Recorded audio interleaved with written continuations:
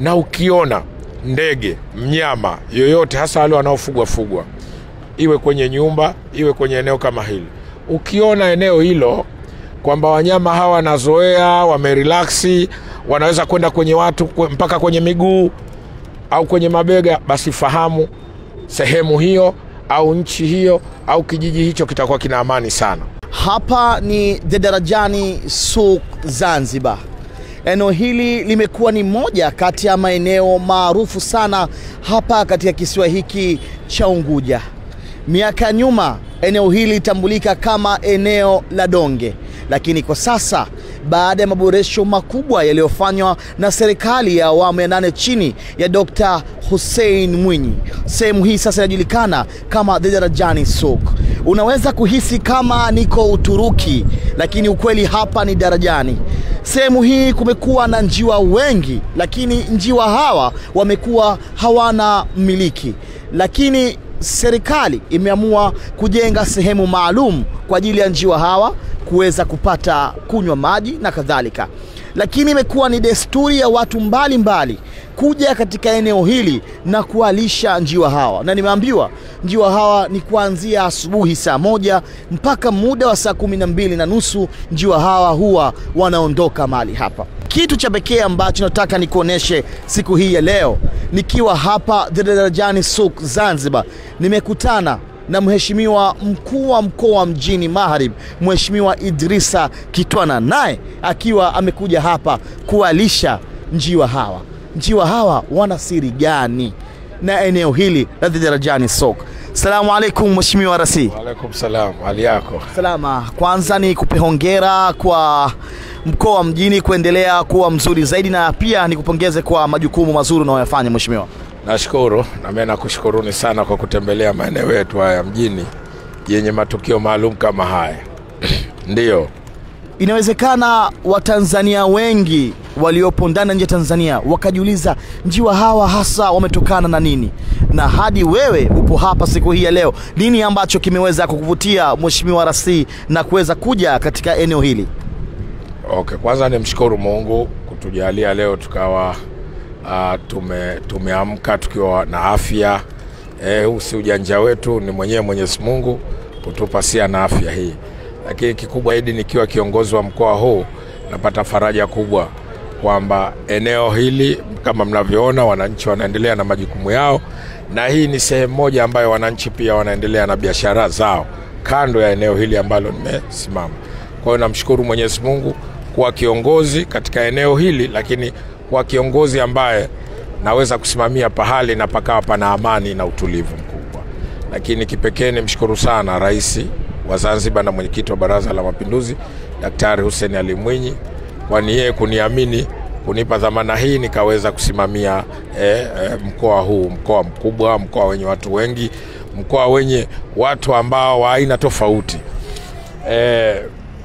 Kama ulivyotangulia kusema kwamba eneo hili la Darajani Souk, kwenye eneo hili hapa maarufu ambao zamani wakiita Donge, watu wamekuwa wanajipatia nafasi za kujipumzisha kwenye maeneo haya.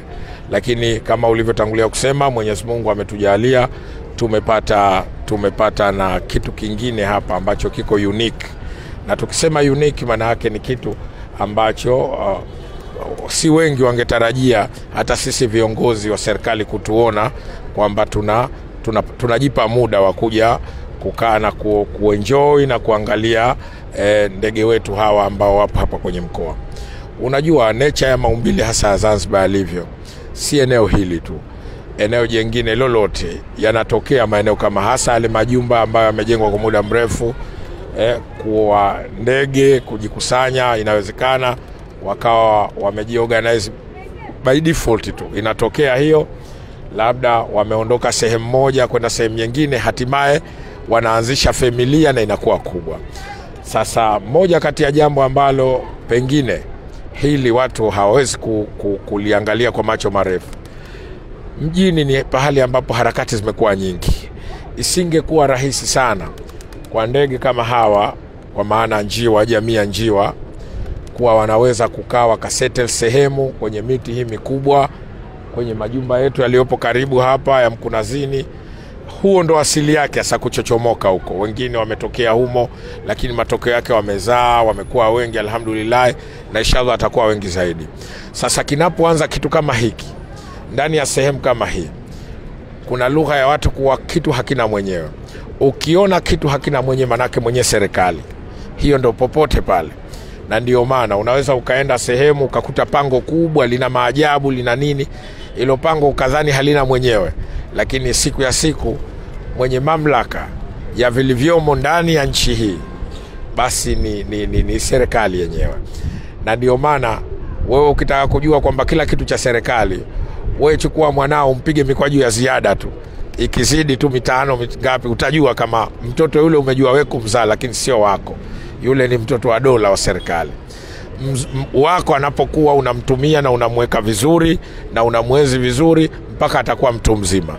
Hata wewe mwenyewe ikitokea kuwa wewe ndo mwenyewe, unasema kakuumba Mungu, basi ikifika siku wewe ukitaka kujua kama wewe si wewe mwenyewe, wewe ni wa dola, pale unapotaka leo Mungu atupishie mbali, mtu uchukua kamba akataka kujitundika, halafu ile kamba bahati mbaya ikakatika, halafu tukagundua serikali umetaka kufanya hiko, tutakuweka jela kwa sababu ya kutaka kudhulumu, kuchukua roho ambayo sio mamlaka yako. Sasa halikadhalika na jamii ya hawa njiwa wetu hapa. Ni kweli njiwa hawa walianza taratibu na watu wakaanza kuadmire, na bahati nzuri hapa mnaponiona ndipo walipoanza kujizoesha.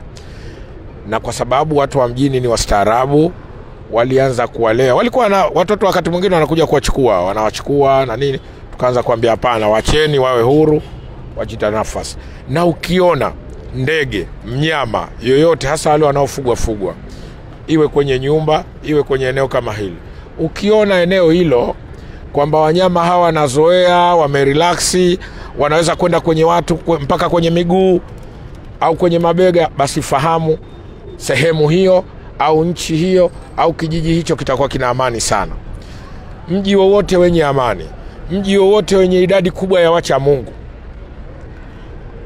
kwa imani za dini zao, nchi yote ambayo ina amani na utulivu, ustawi wa watu wanaamiliana kwenye mambo mema, ukiona nchi watu wanapendana, basi ndege watakuwa ni ishara moja ya baraka ya jambo hili. Wazee wetu wanatuambia. Na ndio maana nataka nikupeni siri leo, vijana ambao hamuijui, mtasema mkuu wetu wa mkoa ametuambia. Ukiona umefuga wadudu hawa ndege hawa, iwe kwenye nyumba yoyote, wazee wetu wanatuambia ukiwaona wanaanza kuhama, yani wewe umefuga mwenyewe halafu wanaanza kuhama, kuacha hiyo nyumba, basi jua kuna mauti ya mtu atamfika karibu. Mwenyezi Mungu anataka kuchukua kiumbe chake, hata viumbe vingine vya wanyama. Sasa mkiona hawa ndege wapo hapa wamekuja, ni kwa sababu pia ya neema na baraka ambayo Mungu ametuachia. Lakini nataka niseme, uliniuliza kuna siri gani? Siri ya kwanza ni hiyo, na nataka niwaambie, amani ikichafuka hawa hawawezi kukaa. Amani ikiharibika hawa hautawaona kwenye miguu ya watu, hautawaona kwenye mabega ya watu, hautawaona wanazunguka hapa. Lakini tuseme alhamdulillah, Mwenyezi Mungu amejalia kisiwa chetu, nchi yetu ina baraka, watu wako huru, wanafanya mambo yao ili mradi hawavunji sheria, lakini watu wanaamiliana mambo mema, watu wanatafuta ilmu kama Mungu alivyotuambia, watu wanatafuta riziki za halali, na maisha yanaendelea. Kila unayemuona anapita kwenda huku na huku ni kwa sababu ya nchi yetu iko na amani. Sasa hii ndiyo siri kubwa. Lakini mkumbuke kwamba Zanzibar tumezaliwa, tokea tunazaliwa vijana, watoto, tunarithishwa katika kiimani, tunaishi kwenye kiimani. Sasa wako wengine wanadhani mkuu wa mkoa akimuona hapa au mtu mwingine akija hapa lazima awe kaja, mfano akija na mchele mtama au choko kuwapa hawa viumbe, basi mwingine anaweza kufikiria kitu kingine labda cha kiitikadi. Kumbe kulisha wanyama, vitabu vinasema hivyo, vyetu vya dini kama sisi Waislamu, imani yetu inatuambia ukiwalisha viumbe kama hivi hayawani unapata baraka kubwa, neema kubwa. Tena Mwenyezi Mungu anakufungulia baraka sana. Na moja ambalo hata hawa viumbe wanaiombea nchi baraka. Sasa hivi sote mashuhuda, Rais wetu Dr. Hussein Ali Mwinyi na Dr. Samia wamekuwa wakiitangazia umma wa taifa hili jamani, tunakwenda sasa hivi, tuna maisha kabla mambo ya chaguzi, wakati wa uchaguzi na baada, tuwe na amani na utulivu. Lakini amani na utulivu sisi tutasema, mashehe watasema, makadinari na nani wachungaji watasema, watu wa dini tofauti watasema, lakini na vitendo viseme. Vitendo vinasemaje? Leo amekuja amepita mtu mnyonge, una uwezo msaidie. Mwenyezi Mungu anasema imani inapanda, watu wanaombeana mema.